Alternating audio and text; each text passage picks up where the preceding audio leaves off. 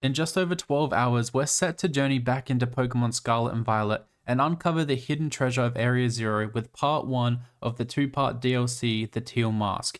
The Kitakami region is going to be the area that we're set to explore. We're meant to uncover a whole new storyline, new Pokemon, and capture a bunch of our returning favorite Pokemon. I'm really excited to jump back into Pokemon Scarlet and Violet and explore this new story for myself, so let's just go through a few thoughts that I have just before the release. The Teal Mask is set to introduce us to the heroes of the Kitakami region, a new legendary Pokemon, Ogerpon, and some newly introduced forms, Diplin and Poltergeist.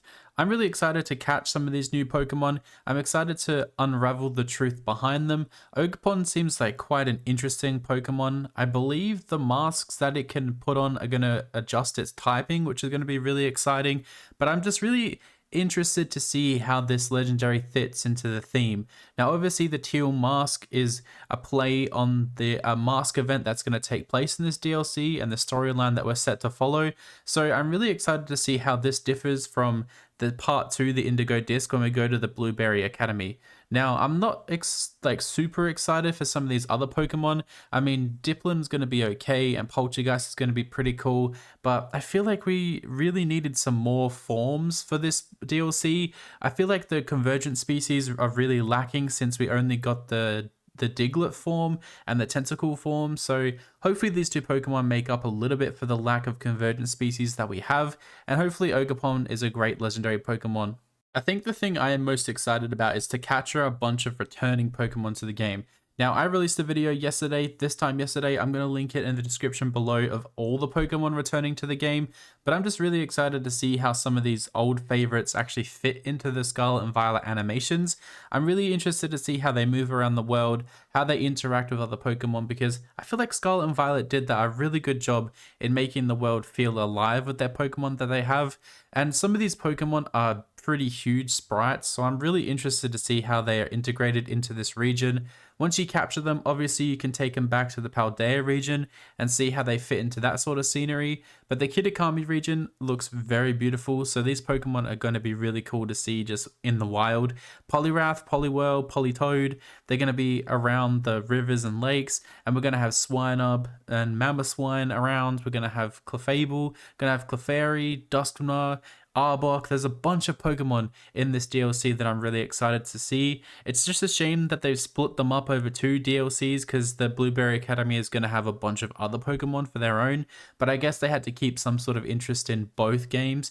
I'm really leaning towards being more excited for the Blueberry Academy because you get to catch a bunch of starter Pokemon, but the Kitakami region with these returning Pokemon does seem quite interesting still.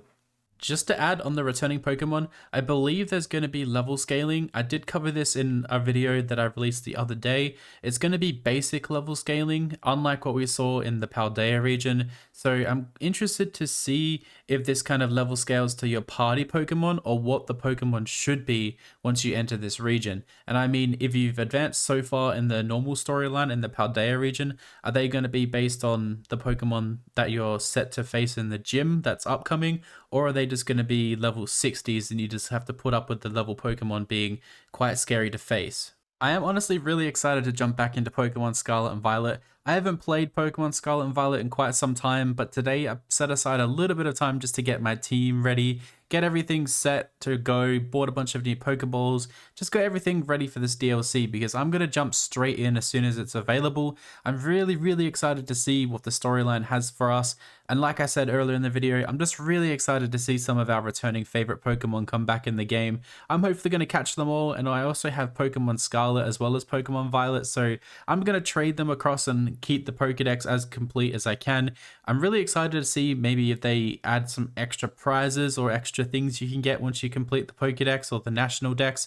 Are they even going to have a National Dex? Is it going to be a different Pokedex for each region? Are you going to get one in the Kitakami region and also near the Blueberry Academy? Because the Blueberry Academy has that whole undersea area where it's going to be a bunch of areas for the Pokemon to hide out, kind of like a safari zone. So like I said earlier in the video, I'm just really excited for this DLC. I think I'm more excited for the Blueberry Academy in the Indigo Disc, but I'm just excited for both of them. I love Pokemon, and I'm really excited to jump back into the game. So they're my thoughts leading into this DLC. I'm going to be streaming this time tomorrow as soon as the Pokemon game is out. So if you guys are keen to catch the stream, definitely subscribe for more. Leave a like on the video if you enjoy, and let me know down below what your favorite thing about Pokemon games are and what are you most excited about in this first part of the DLC.